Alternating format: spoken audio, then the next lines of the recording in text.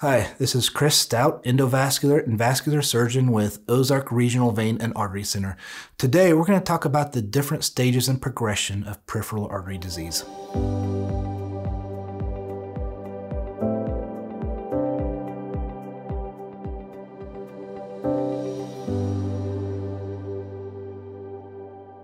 The first stage of peripheral artery disease, or PAD, is which is, again, blockages in your arteries where they clog them up and you can't get oxygen and nutrients to the muscles and the other tissues.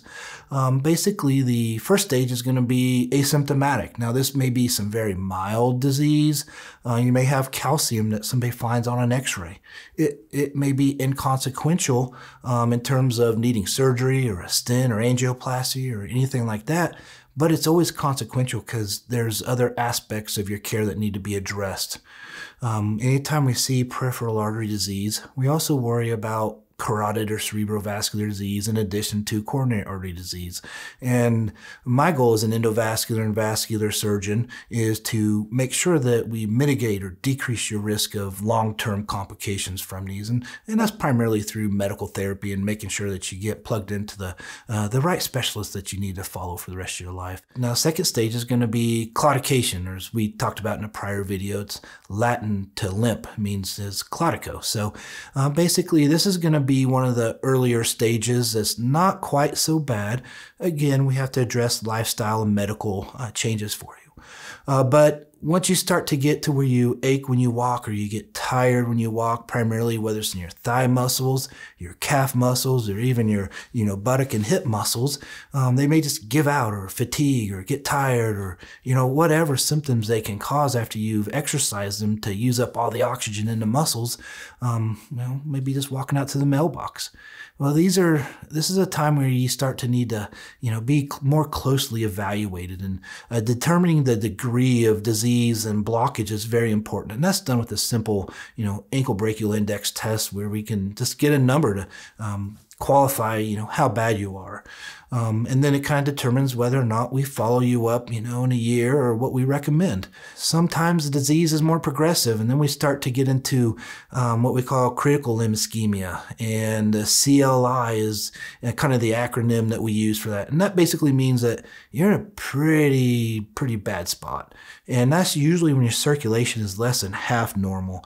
And this is going to be manifest by pain, generally in your foot or your leg. And this can be worse when you prop it up because you don't have gravity pulling the blood down. But if you got to wake up or you sleep in a chair with your foot down, that's a bad sign.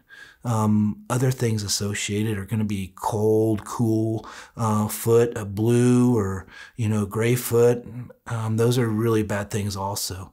If you have your foot up in a recliner, and it's ghost white, and you put it down on the floor and it turns bright red, that's another important sign that you got some really significant blockages.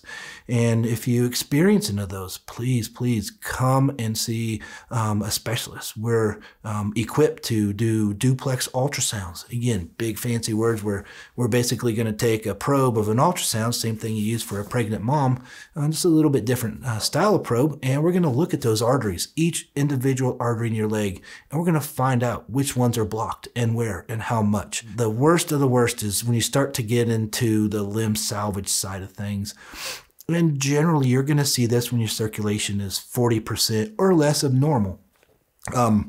This is when you're going to start to have a sore or an ulcer. You're going to have this, nice round little sore on your toe, and it's been there for, maybe months, and it's just not healing up. Some people come to me like, man, I got bit by something and it's just not healing up. My doctor says I got poor circulation. And I'm like, oh no, this is not a good thing. And, not a lot of people realize that a simple test is very cheap and non-invasive can help diagnose why these things are not healing up. So if you have something that's not getting better below your knee, you need to get one of these ultrasound tests because it can really not only prevent an amputation, but also get you to heal that up. And in the long run, it could protect you and keep you from having a stroke or a heart attack because you need those secondary risk, modifications with, changing your medicines or getting you on the correct medicines.